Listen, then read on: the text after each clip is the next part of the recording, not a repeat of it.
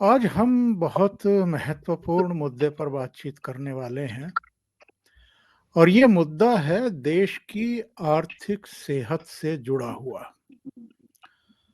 पिछले कुछ सालों में बल्कि कहना चाहिए कि अगर दक्षिण के भी कुछ राज्यों की अ, यही जो एक नियत रही और तौर तरीका रहा, फ्रीबीज, मतदाताओं को लुभाइए और किसी भी तरीके से सत्ता हासिल करिए।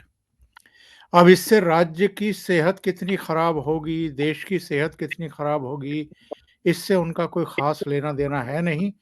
5 साल वो मज़े लूटेंगे, उसके बाद जो अगली सरकार आएगी वो भुगतेगी या फिर देश भुगतेगा। या टैक्स के रूप में जो है वो नागरिक भुगतेंगे, जिनको आप इस तरह की फ्रीबीज़ की आदतें डाल देते हैं, वो नाकारा भी हो जाते हैं। उनको लगता है कि हमें काम-काज करने की ज़रूरत क्या है?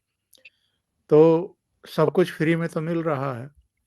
और हमने दिल्ली में अभी हाल में देखा है, कुछ वर्षों में, पंजाब में देख रहे हैं और अब एक नया स्टेट है तेलंगाना, जहाँ ऐसी-ऐसी घोषणाएँ कांग्रेस ने कर रखी हैं कि ये लिस्ट देख कर के मुझे लगता है कि अगर इनको पूरा करने पर नए मुख्यमंत्री उतर आए, तो राज्य बर्बाद होकर के रह जाएगा। जितनी घोषणाएँ कर रखी हैं, उससे कहीं ज़्यादा तो उसका जो उसके ऊपर मेरे विचार से कर्जा होगा और इतना उसका बजट भी नहीं होता होगा। मेरे साथ विजय सरदाना जी जुड़ गए हैं। विजय जी का स्वागत कर लेते हैं। विजय जी, बहुत स्वागत है, नमस्कार। नमस्कार सर। विजय जी, सबसे पहले तो इस मेंटालिटी के को थोड़ा-सा रेखांकित करिए। ये मेंटालिटी है क्या? और इस तरह की हरकतें राजनीतिक दल करने क्यों लगे हैं? और इसका खामियाजा जो है वो किस तरीके से आम आदमी को ही भुगतना पड़ता है, प्रदेश को भुगतना पड़ता है और फिर देश को भुगतना पड़ता है? ओंकार जी, सबसे पहले आपको और सभी दर्शकों को मेरा प्रणाम। जी, बहुत स्वागत है। नमस्कार। सर देखिए, जैसा हमने अक्सर कहा, इंसिडेंटली फ्री बीज पे कल सुबह सुप्रीम कोर्ट की हियरिंग है और पहला ही केस है। और जी, जी। मेरा मेरे भी पीआईएल उसमें है ऑन फ्री बीज। और मैं आज उसी की कैलकुलेशन कर रहा था जी, कि जी। जो अभी विधानसभा के चुनाव हुए हैं और उसमें जो घोषणा पत्र हैं और जिसकी आपने चर्चा करी है, ये इतने घातक हैं सर कि अगर हम इसको ढंग से देखें तो स्टेट क्या, जितना इन्होंने एक्सपेंडिचर की उम्मीद करी है एक स्टेट में, करीब, अगर मैं कुछ आंकड़े आपके सामने रखूं तो चौंकाने वाले हैं। जी। मैं मैनिफेस्टो की एक दो लाइनें पढ़ देता हूं अपने अपने व्यूअर्स और साथियों के लिए, ताकि हम उसका कॉन्टेक्स्ट समझ सकें। टोटल मैनिफेस्टो 42 पेज के आसपास का है और मैं सिर्फ पहले पेज को पढ़ रहा हूं सर। और पहले पेज का मैं जो उसमें गारंटीज जो इन्होंने दी हैं, अगर मैं उसमें जाऊं तो हमें पता लगता है कि पहले पेज पे ही अप्रोक्सीमेटली 1 लाख करोड़ के आसपास का खर्चा इन्होंने दिखा दिया है। मैं 42 पेज के डॉक्यूमेंट की बात कर रहा हूं। उदाहरण के लिए, हर महिला को तेलंगाना में 2,500 रुपए मंथली मिलेंगे। अब महिला की देखिए, पॉलिटिशियंस क्या होते हैं ना कि बीच में गैप छोड़ देते हैं अपने को बाद में जस्टिफाई करने के लिए कि ये नहीं था, वैसा नहीं था, ऐसा नहीं था। अगर मैं ये मान भी लूं कि महिलाएं, मतलब जितनी फीमेल कैंडिडेट्स हैं या कैंडिडेट महिलाएं जो भी हैं, चाहे वो वोटर हैं या नहीं है, बच्चियां जी हैं, हाँ। बुजुर्ग हैं, महिलाएं हैं, जो भी हैं। अब क्योंकि इसमें कई चीजें हैं, जैसे सीनियर सिटीजन्स में इन्होंने महिलाओं का नाम नहीं, फिर ये कहेंगे कि हम दोनों को नहीं दे सकते, एक को देंगे। ये अभी कई तमाशे होंगे इसमें आने वाले दिनों में, आप देखिएगा। लेकिन जो स्टेटमेंट है मैं उसको पढ़ रहा हूं ताकि हम कॉन्टेक्स्ट की बात करें। हर महिला को 2,500 रुपए महीना मिलेगा। इसका मतलब साल में 30,000 रुपए। अगर तेलंगाना की हम जनसंख्या देखें तो उसमें करीब 1,75,00,000 के आसपास महिलाएं हैं। जी। इसका मतलब कुल मिला के 50,000 करोड़ रुपए सालाना तो ये ही एक स्कीम ले जाएगी, 50,000 करोड़ रुपए। फिर गैस का सिलेंडर 500 रुपए। अगर मान लीजिए कि इंपोर्टेड गैस है, आप तो गैस आयात कर रहे हैं कतर से और बाकी देशों से, अगर आप उसके अंदर सब्सिडी भी कर रहे हैं, पूरा पैसा नहीं दे रहे हैं, तो जितने भी गैस के सिलेंडर हैं उसमें 2-4-5,000 करोड़ रुपए आपको वो भी देना पड़ेगा। हर किसान को फाइनेंशियल असिस्टेंस दिया जाएगा 15,000 रुपए एकड़। अब 15,000 रुपए एकड़ और जो 12,000 रुपए agriculture labour will be provided every year. अब कहने का मतलब ये है सर कि मेरा एक खेत है और उस पर 4 मजदूर काम कर रहे हैं। Let's take example. अब ये तो कहीं नहीं है कि मजदूर एक ही खेत पे काम करेगा। मजदूर है, यहां काम करेगा, थोड़े समय बाद कहीं और करेगा, 1-2 आसपास के खेतों में काम करेगा। अब ये आप कैसे हिसाब लगाएंगे? चलिए कि आपने मजदूरों का रजिस्ट्रेशन भी कर लिया। अब एक खेत पे 2 हैं, 3 हैं, 4 हैं, किसी को नहीं पता। अब किसी के खेत है और तेलंगाना में जमीन के रेट काफी अच्छे खासे हैं। अगर मान लीजिए वहां पे किसान को तो मिल गया 15,000 रुपए एकड़, उसने उस पे 4 किसान रख दिए, 4 मजदूर रख दिए या 2 मजदूर रख दिए, तो उनको 24,000 वो मिल गया। अब कितनों के वो ओरिजिनल होंगे, इसका मतलब हर मजदूर को आपको रजिस्टर करना होगा। मजदूर माइग्रेंट होते हैं, कभी आएंगे कभी नहीं आएंगे, तो आपको कैसे पता लगा कि वो आदमी आज तेलंगाना में है या वापस बिहार चला गया, उड़ीसा चला गया, मध्य प्रदेश चला गया, कर्नाटक चला गया? आप कैसे ट्रैक करेंगे? देखिए, घोषणा हो गई 500 रुपए पर क्विंटल पैडी पे बोनस दिया बोनस। जाएगा, मतलब 5,000 रुपए टन बिल्कुल।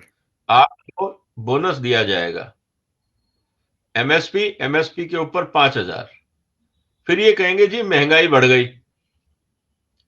फिर महंगाई के लिए आपको दोबारा सब्सिडी देनी है, क्योंकि यही राशन फिर जाके पीडीएस में बिकेगा। तो पहले आपने 5,000 रुपए टन तो दिए किसान को, मुझे कोई एतराज नहीं है। फिर यही राशन जब पीडीएस में बिकेगा 2 रुपए किलो, तो अब आप हिसाब लगा लीजिए कि वही किसान पैडी उगाने का पैसा लेगा, वापस वही एफसीआई को देगा और फिर जाके राशन की शॉप से वही 2 रुपए में खरीदेगा। तो आप ये समझ लीजिए कि पैडी पे पर किलो पे कितना रुपए या पर टन पे कितना रुपए का घालमेल होने वाला है। फिर आपको 200 यूनिट बिजली फ्री दी जाएगी। उसके बाद अगर आपके पास घर नहीं है तो आपको 5 लाख रुपए घर बनाने के लिए दिए जाएंगे। चलो अच्छी बात है, एक बार लगेगा। अगर आप तेलंगाना मूवमेंट फाइटर हैं तो आपको 250 स्क्वायर यार्ड के लिए घर बनाने के लिए जमीन दी जाएगी। अब सर, तेलंगाना मूवमेंट फाइटर्स, क्या ये कोई रजिस्ट्रेशन हुआ था इसका? यहां तो हर आदमी फाइटर था।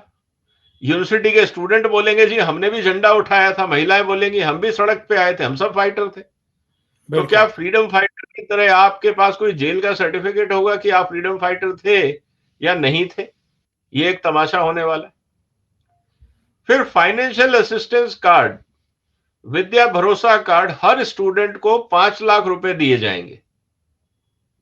इस समय तेलंगाना में, इन्होंने कॉलेज स्टूडेंट्स की फीस लिखी है, इस समय तेलंगाना में करीब 11-11.5 लाख कॉलेज स्टूडेंट्स हैं। एज्यूम करते हैं कि एक कॉलेज में जो बच्चा जाता है ग्रेजुएशन प्लस पीजी करके, तो हर साल ऑन एन एवरेज 2 से 2.5 लाख बच्चे कॉलेज जाते होंगे। तो अगर 2 से 2.5 लाख बच्चे अगर कॉलेज जाते हैं, 5 लाख रुपए अगर आप उसमें जोड़ देते हैं उनके खाते में, उनको कार्ड दे देते हैं, तो 10,000 करोड़ रुपए तो ये हो गए। जी जी। आप उसके साथ senior citizens, disabled, beedi worker, single women, toddy tapper, weaver वगैरह वगैरह 4,000 रुपए आप उनको मंथली पेंशन भी देंगे। अब सवाल यह है कि जो ऊपर 2,500 रुपए महिलाएं ले रही थी, अब अगर वो सीनियर सिटीजन है तो क्या उनको 6,500 मिलेगा? 2,500 वो और 4,000 ये। उसके बाद फिर आपको 10 लाख रुपए का हेल्थ इंश्योरेंस भी मिलेगा। और अगर मैं ये मान लूं कि इंश्योरेंस का खर्चा 1% है, अगर 1% प्रीमियम मैं देना चाहता हूं 10 लाख के लिए, तो 1% का प्रीमियम ये 10,000 रुपए। 3.5 करोड़ की आबादी है, हर एक के लिए आपको प्रीमियम देना पड़ेगा 10 लाख का, तो ये 35,000 करोड़ तो प्रीमियम ही हो गया। तो मैं तो सर अभी पहले पन्ने पर हूं, तो पहले पन्ने का हिसाब अगर हम लगाते हैं तो सर 1 लाख करोड़ के आसपास तो ये हो गया। अभी हम तो दूसरे पन्ने पे गए नहीं। और अगर हम इसको पूरे हिसाब को दूसरे ढंग से भी देख लें कि जो बजट था तेलंगाना का, मैं अभी तो 23-24 चल रहा है, मैं तो 21-22 का जो इन्होंने एक्चुअल जिसका डेटा हमारे पास है, मैं तो एजम्पशन पे नहीं जा रहा हूं। जी जी सर एक्चुअल जो इन्वेस्टमेंट था, अगर आप उनके आंध्र प्रदेश का अपना तेलंगाना का अपना बजट देख लें, तो इन्होंने 20-21 में घर पे खर्चा किया था। अभी ये 5 लाख रुपए हर आदमी को घर पे देने की बात कर रहे हैं, घर बनाने के लिए। इसी राज्य की सरकार ने, जो भी सरकार रही हो, उन्होंने करीब 10,500 करोड़ रुपए हाउसिंग पे खर्चा किया था 20-21 में, जो इनका बजट एस्टीमेट था। खर्च किया नहीं था, जो बजट एस्टीमेट था कि हम 10,500 करोड़ रुपए खर्चेंगे। एक्चुअली सर इन्होंने पता है कितना खर्चा? मात्र 600 करोड़। इनके पास पैसे ही नहीं। अर्बन डेवलपमेंट में इनको 13,000 करोड़ रुपए खर्चने थे, इन्होंने 3,800 करोड़ खर्चे, -71%। ये किसानों के लिए लोन माफी वगैरह की बात कर रहे हैं, लंबी चौड़ी बात कर रहे हैं, ये देंगे, बोनस देंगे। 25,300 करोड़ रुपए का इन्होंने बजट रखा था और ये खर्च कर पाए थे मात्र 17,800। इनके पास पैसे ही नहीं थे। इस तरह से अगर आप देखें तो हर लेवल पे इनका जो इंपॉर्टेंट एक्सपेंडिचर है वो सब कम हुए हैं। कारण बहुत सिंपल था सर, कि इन्होंने जो अपने यहां पे टैक्स कलेक्शन करने थे, टैक्स कलेक्शन में इनका लैंड रेवेन्यू में 93% की कमी आई, सेल्स टैक्स में 46% की कमी आई, स्टैंप ड्यूटी में 48% की कमी आई, स्टेट जीएसटी में 20% की कमी आई। हर लेवल पे इनकी कमी होती गई जो इन्होंने एस्टीमेट किया था उससे। अब सर स्थिति ये है कि जो कांग्रेस ने घोषणाएं करी हैं, और ये तो वो पार्टी थी जो पिछले 8 साल से सत्ता में थी, जब से तेलंगाना बना है। जी जी तो अब स्थिति ये है सर कि इनके रेवेन्यू कम हो रहे हैं, इस चक्कर में ये एक्सपेंडिचर नहीं कर पा रहे, इनकी सारी स्कीम्स खत्म हो रही हैं, और पूरे कांग्रेस के मैनिफेस्टो में ये कहीं नहीं लिखा है कि वो रेवेन्यू कैसे जनरेट करेंगे अपनी स्कीम को पूरा करने के। क्योंकि अगर पैसा नहीं होगा तो आप क्या खर्चेंगे सर? और जब आप पैसा नहीं जुटा पा रहे और आप खर्चे की लिस्ट दिए जा रहे हो, तो फिर तो मुश्किल होगी ना सर। तो कहने का मतलब बहुत सिंपल आता है सर, कि इनके पास रेवेन्यू नहीं है, और 1.5 लाख करोड़ का इनका टोटल अपना रेवेन्यू है गवर्नमेंट का। 1.5 लाख करोड़ के आसपास इन्होंने बजट किया है, करीब 1,90,000 के आसपास। चलो हम मान लेते हैं 1,90,000 सर, या हम 2 लाख करोड़ भी मान लेते हैं। 2 लाख करोड़ में इनका जो कमिटेड एक्सपेंडिचर है, पुराने खर्चे हैं, सैलरीज हैं, ब्याज है, बाकी सब चीजें हैं, ये करेंगे कैसे? ये आने वाले दिनों में, और इसके जो 2,000 करोड़ है सर, 2 लाख करोड़ की अगर मैं बात करूं तो उसमें करीब इनके 60,000 करोड़ तो फिक्स्ड हैं, सैलरी, पेंशन और इंटरेस्ट। तो इनके पास बचे 1,40,000।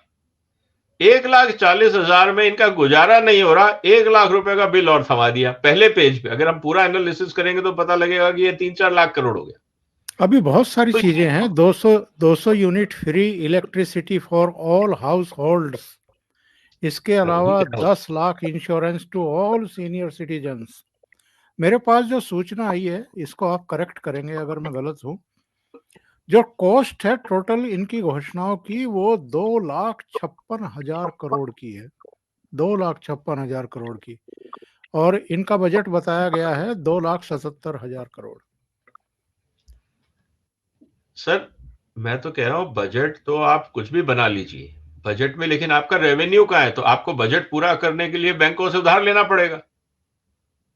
तो बैंकों से उधार लोगे तो आप तो वैसे ही बर्बाद हो गए, क्योंकि आपके पास ऑलरेडी 60,000 करोड़ जो आपका, देखिए टोटल रेवेन्यू आपका जनरेट होता है, मान लीजिए 2 लाख करोड़, उसमें से 60,000 करोड़ तो ऑलरेडी कमिटेड है पिछले साल तक।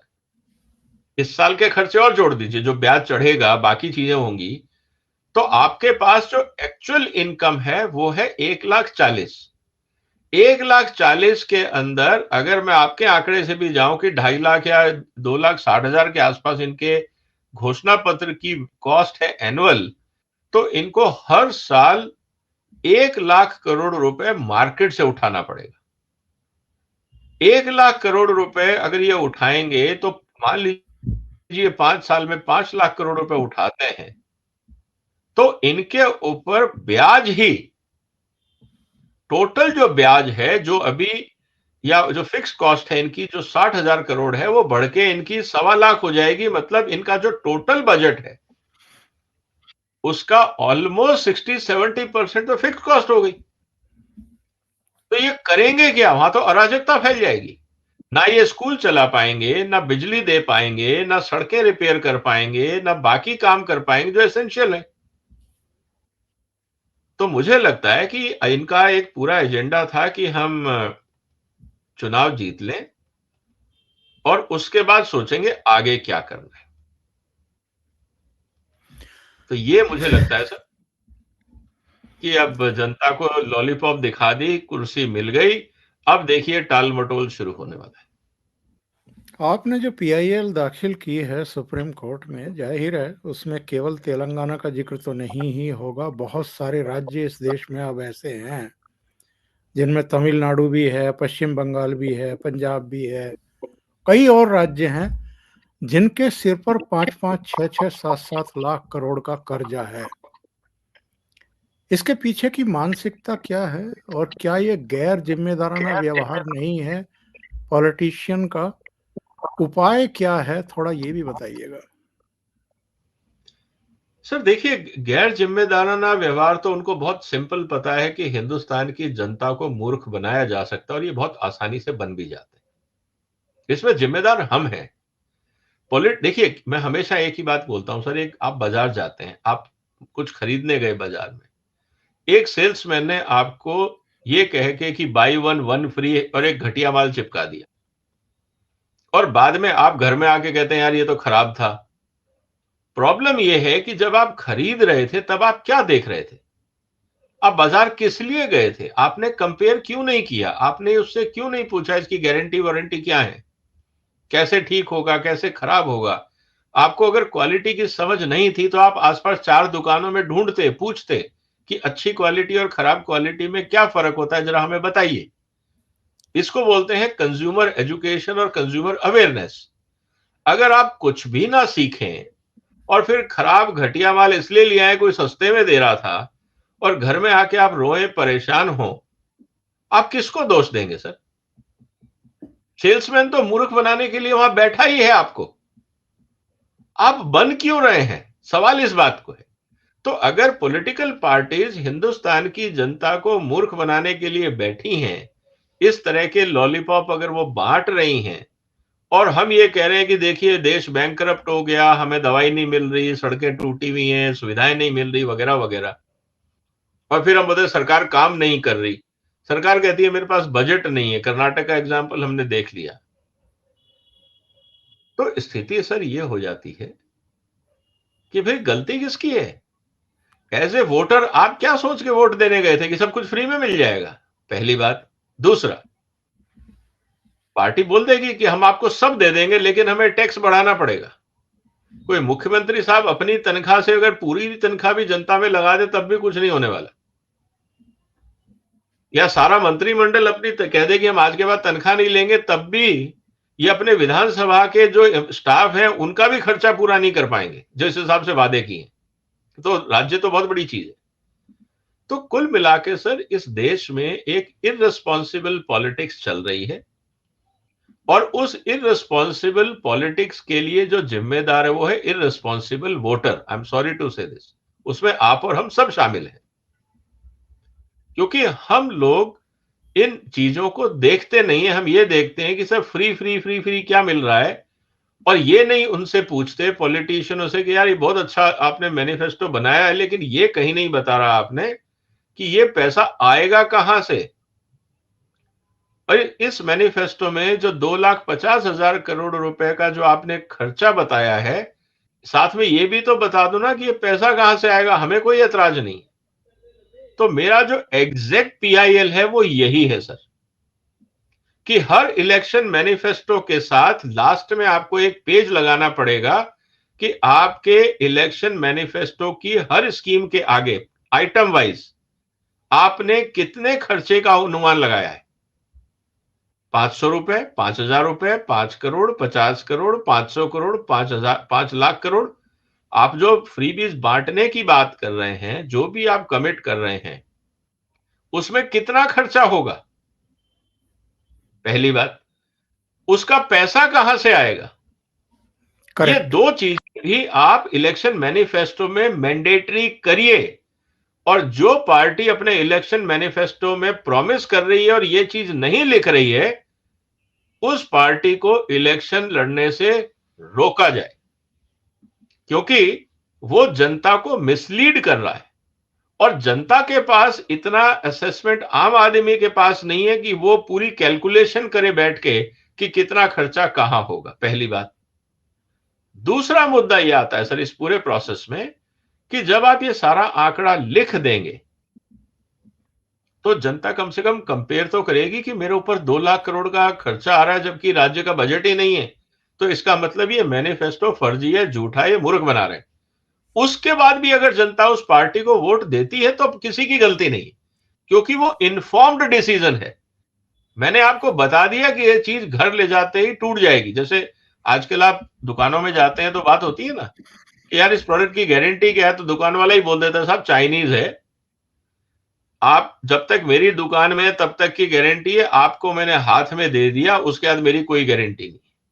आप उसको सड़क पे जाके तोड़ो, घर में जाके खराब हो जाए, मेरे को कोई लेना देना नहीं। जो है वो सामने है, कोई गारंटी नहीं है, लेना है लीजिए, नहीं लेना मत लीजिए। उसके बाद अगर कस्टमर वो प्रोडक्ट खरीदता है तो अपने रिस्क पे खरीदता है, उसमें दुकानदार की गलती नहीं है। यही बात फिर इंडियन पॉलिटिशियंस या पॉलिटिकल सिस्टम में आ जाएगी कि आप सब कुछ ट्रांसपेरेंट कर दीजिए।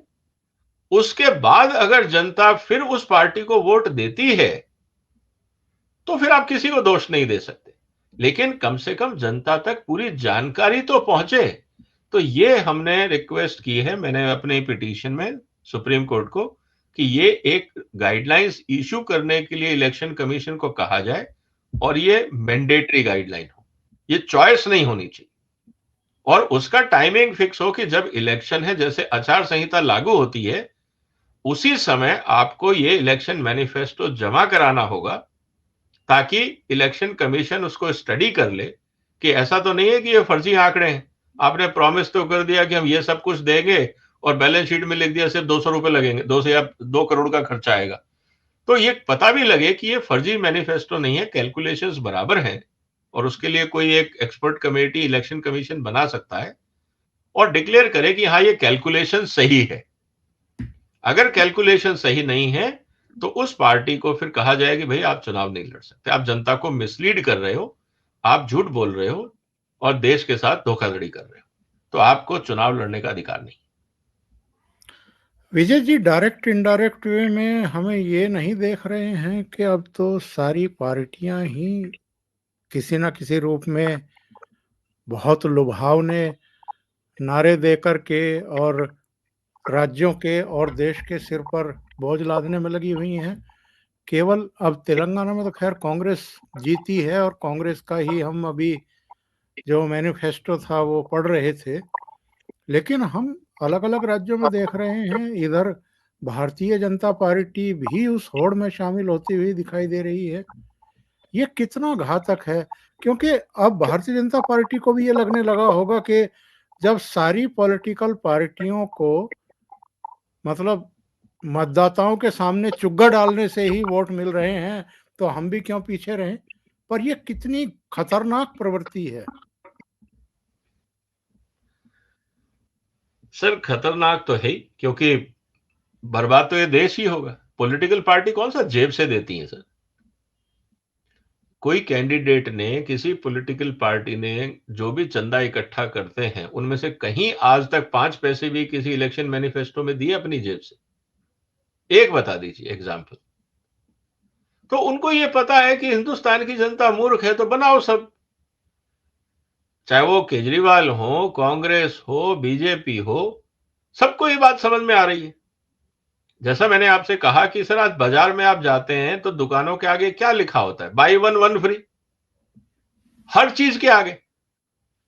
शर्ट लेने जाओ तो भी मिलेगा, कोई आप पैंट लेने जाओ तो भी मिलेगा, आप कोई बर्तन लेने जाओ तो भी मिलेगा, आप कुछ और लेने जाओ तो भी मिलेगा। तो हिंदुस्तान में जो मार्केटिंग की स्ट्रेटेजी है वो दो चीजों पे आ गई। उनको ये पता है कि यार कंज्यूमर ना क्वालिटी वालिटी पे ध्यान नहीं देता है, वो दो चीजें देखता है कि डिस्काउंट कितना है। तो 5%, 10%, 50%, 100%, और फिर 100 का मतलब हो गया चलो एक बाई वन वन फ्री। ऐसी ऐसी दुकानें हैं बाजार के अंदर जो ये कहते हैं बाई वन 9 फ्री, और एक शर्ट या पैंट की कीमत लगाई हुई है 4,000 रुपए, और साथ में बोलते हैं 10 फ्री। अरे यार, एक लोगे 10 फ्री, वो करेगा क्या? तो उसको 10 रंग भी नहीं मिलते उस दुकान में, या एक ही रंग की 3 लेगा। तो कहने का मतलब फिर ये आ जाता है कि भाई हमें तो यार 10 नहीं चाहिए, हमें तो तुम 2 ही दे दो। कहने सर स्कीम 1/10 की है, हम 2 नहीं दे सकते, 10 ही लेनी पड़ेंगी। आप चाहे अपने मजदूर को दे दो, ड्राइवर का दे दो, फेंक दो, उससे कुछ और सफाई का कपड़ा बना लो, जो मर्जी कर लो, 4,000 क्योंकि खर्च लोग, करके जाओ। आपको टर्नओवर का खेल हो गया है कि मेरे को 4,000 रुपए मिल गए, तो मेरी ये 10 पेंटें निकली, इसमें मेरा कॉस्ट ऑफ प्रोडक्शन होगा मान लीजिए 1,500, 2,000, तो 2,000 तो मेरे बच गए।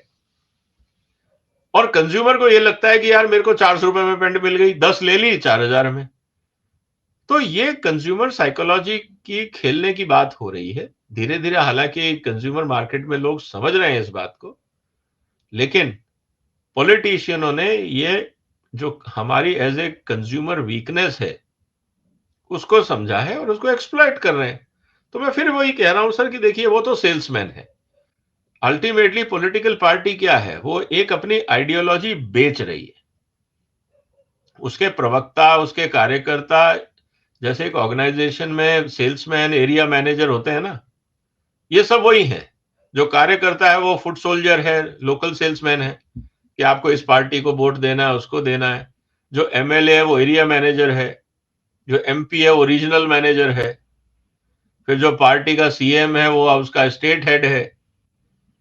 तो ये जैसे कमर्शियल ऑर्गेनाइजेशन चलती है, आज पॉलिटिकल पार्टीज भी उसी नक्शे कदम पे। तो वो भी अपनी आइडियोलॉजी बेच रहे हैं। वहां पे कोई काम वो नहीं है कि हम समझे कि ये सब कोई धर्मात्मा का काम हो रहा है। सत्ता पानी है, उसके लिए जो करना है करो। अल्टीमेटली भुगतना जनता को है, जनता को पूछता कौन है सर? एक बार वोट आ गया, फिर अगली बार बात करेंगे। और क्या आप लोगों को उम्मीद है, जितने लोग भी पीआईएल लेकर के गए हैं, कि कुछ इसमें होगा? सर देखिए, दो इंटरेस्टिंग डेवलपमेंट है। एक तो सुप्रीम कोर्ट के हर कोर्ट में 3-4 जगह पे जब ये लिस्टिंग हुआ केस, बाद में क्लब कर दिए गए सारे, तो हर जगह जजेस ने कहा ये मैटर सीरियस है, इसको गंभीरता से लेना होगा।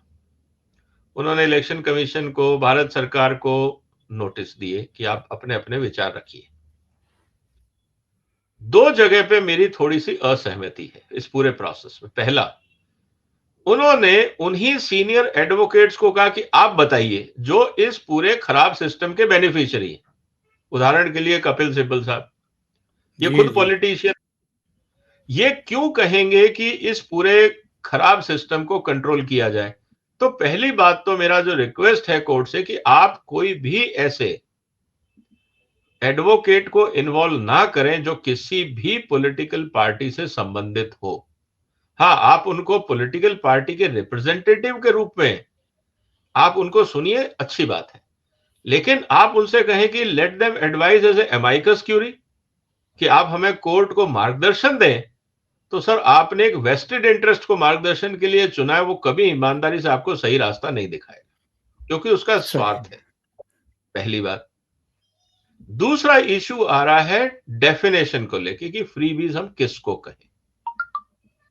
मेरा इसमें कहना बहुत सिंपल है कि जो भी चीजें संविधान के हिसाब से, कानून के हिसाब से मैंडेटरी हैं, वो तो सरकार को वैसे भी करनी है। जैसे शिक्षा का अधिकार है कि भाई 14 साल तक के हर बच्चे को फ्री शिक्षा मिलनी चाहिए, आप दीजिए ना, कोई प्रॉब्लम नहीं।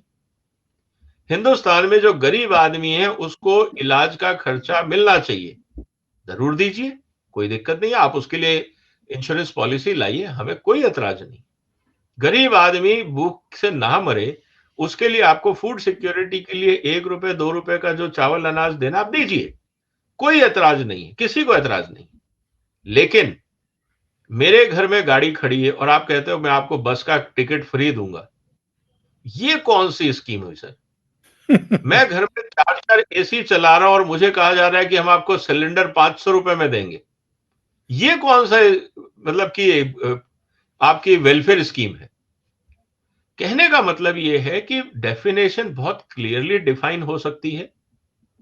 सुप्रीम कोर्ट को इस बात को सोचना होगा। हमारा पर्पस यही है सुप्रीम कोर्ट को कि आप गाइडलाइंस बनाइए कि कोई भी आदमी जो बीपीएल कार्ड होल्डर नहीं है, उसको वो कोई चीज नहीं मिलेगी जो मैंडेटरी नहीं है एज पर लॉ।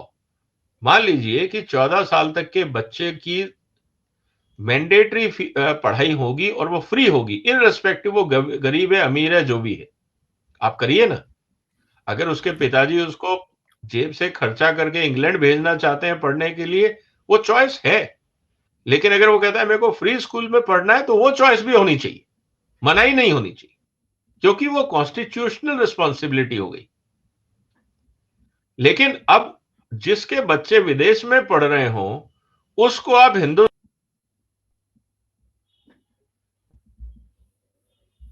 समझ में नहीं आता है। जी विजय ये जी, हम बिल्कुल सही है। और कल चूंकि इस मामले की हियरिंग है तो हमारी भी शुभकामनाएं हैं। लेकिन जाते जाते एक बात का जवाब तो दे जाइए।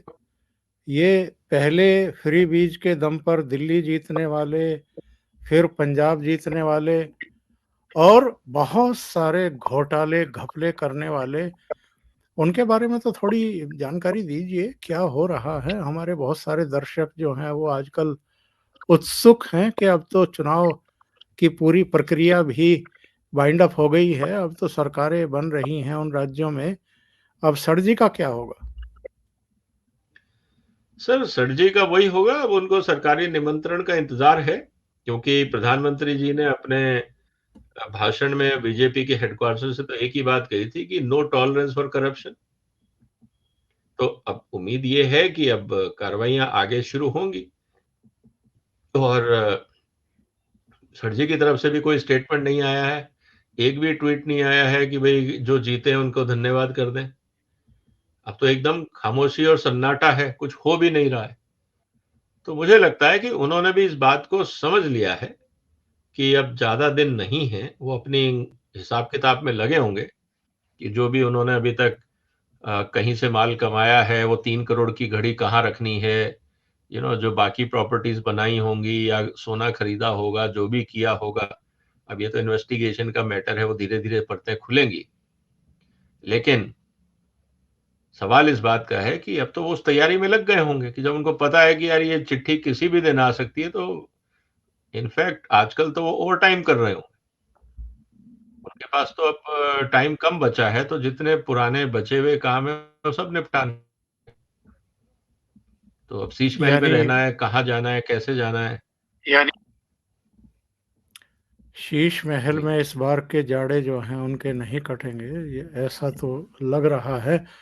और इधर जो सत्येंद्र जैन के बारे में अभी टिप्पणी आई है कोर्ट की कि हम अनंत काल तक आपको अंतरिम जमानत पर नहीं रख सकते हैं, तो लग तो यही रहा है कि सत्येंद्र जैन भी अब अंदर जाने वाले हैं वापस।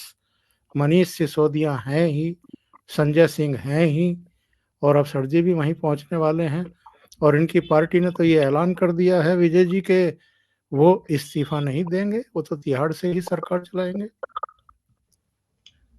सर देखिए, ये बात सही है, कुर्सी कौन छोड़ना चाहता है, लेकिन अब सवाल ये है कि क्या देश का संविधान एक क्रिमिनल को जेल से सरकार चलाने की इजाजत देगा? सवाल अब तो कई निकलेंगे ना सर। मान लीजिए मैं इस्तीफा नहीं दे रहा हूं, तो फिर सीधी सी बात ये हो जाएगी कि ठीक है, आप नहीं दे रहे हैं, हम आपकी सरकार बर्खास्त कर देते हैं। वो अधिकार तो संविधान ने राष्ट्रपति महोदय को दिया है। तो कहने का मतलब ये है सर कि जो चीज अगर गैर कानूनी है, अब सुप्रीम कोर्ट भी तो ये नहीं कह सकता कि सर जो मुख्यमंत्री हैं वो जेल से ऑपरेट करेंगे और जेल में कैबिनेट मीटिंग अलाउ की जाएगी। जेल मैनुअल तो परमिट नहीं करता। तो आपके लिए क्या अगली बार से एक नया कानून बनेगा कि जो मंत्रिमंडल जेल से चलाना चाहे उन सबको ये फॉलोइंग सुविधाएं दी जाएंगी? क्योंकि आपको वहां अधिकारी भी चाहिए, मीटिंग्स भी होंगी, डॉक्यूमेंट्स भी आएंगे। अब जेल मैनुअल तो ये सब चीजें परमिट करता नहीं, तो अब जेल से सरकार चलाएंगे कैसे? इसका मतलब ये है कि जो जेल मैनुअल है उसमें आपको बदलाव करने होंगे। अब बदलाव करने का कोई कारण तो होगा। अगर सर जी को ये सब करना है तो जेल में तो बहुत सारे बिजनेसमैन भी हैं, प्रॉपर्टी डीलर्स भी हैं, बैंकर्स भी हैं, और बहुत तरह के लोग हैं, आर्टिस्ट भी होंगे। तो सब भी कहेंगे सर हमारा भी तो बिजनेस चलाने दो, हम भी किसी ना किसी कंपनी के एमडी चेयरमैन रहे थे जिन आपने हमें अंदर ठोस दिया, तो हमारी कंपनियां बर्बाद हो रही हैं, तो आप हमें भी परमिशन दे दो। तो क्या ये हो पाएगा? मुझे तो नहीं लगता।